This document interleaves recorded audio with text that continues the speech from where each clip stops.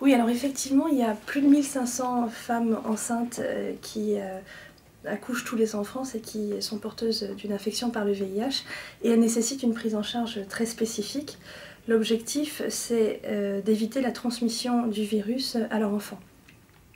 Et donc ça nécessite une prise en charge multidisciplinaire avec les obstétriciens, les microbiologistes et les infectiologues. C'est ce qu'on fait à l'hôpital Necker.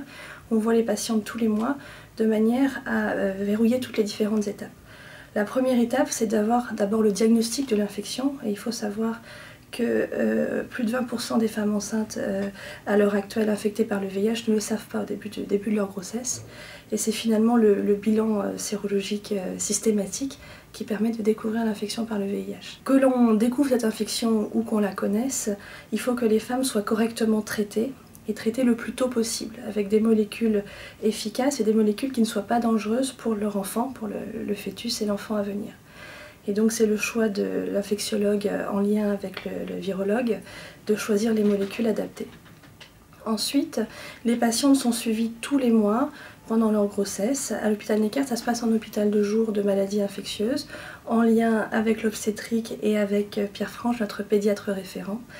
Et cette prise en charge nous permet de vérifier à la fois la tolérance et l'efficacité du traitement et le bon déroulement de la grossesse, et permet surtout cette concertation entre les différents acteurs, le pédiatre, l'obstétricien, le virologue et l'infectiologue. Le bilan qu'on fait tous les mois permet également de voir s'il faut modifier les posologies des médicaments et permet également de choisir les modalités d'accouchement et de prise en charge pour l'enfant. C'est-à-dire qu'aujourd'hui, en France, une femme qui est parfaitement indétectable, c'est-à-dire pour laquelle on ne voit pas le virus dans le sang juste avant l'accouchement, peut accoucher par les voies naturelles, par voie basse, et non pas par césarienne systématique comme on le recommandait auparavant. On peut aussi choisir de modifier les choix des traitements antiviraux qu'on donnera à la maman pendant l'accouchement, une perfusion d'AZT. Ce qui reste aujourd'hui en France totalement déconseillé, c'est l'allaitement maternel, puisqu'il y a toujours un risque de transmission du virus par le lait.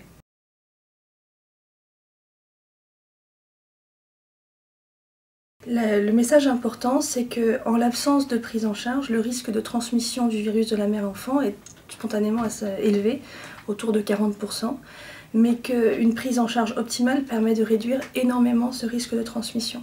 On dit aujourd'hui que le risque de transmission est quasiment nul si la patiente est traitée depuis le début de sa grossesse, et si elle est indétectable, ça veut dire si on ne voit pas la trace du virus dans le sang, même si l'infection est toujours là, donc si l'infection est parfaitement contrôlée au moment de l'accouchement.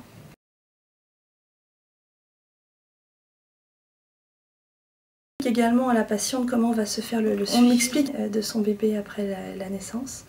Et à Necker, les patients voient systématiquement notre pédiatre référent, Pierre Franche, pour anticiper la suite de la prise en charge.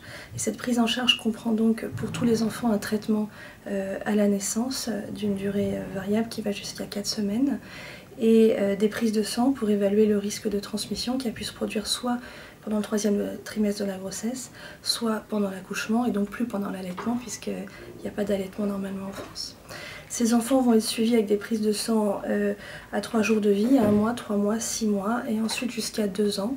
Si la prise de sang faite à 6 mois montre qu'il n'y a pas de trace du virus chez le bébé, on peut considérer qu'il est indemne et qu'il n'a pas contracté l'infection par le VIH. Le suivi ultérieur jusqu'à l'âge de 2 ans permet de vérifier la tolérance de ce bébé au traitement auquel il a été exposé pendant sa vie fœtale. Donc c'est toute cette prise en charge à 8 mains qui permet aujourd'hui à des femmes enceintes de mener comme les autres des grossesses et d'être maman d'enfants en bonne santé.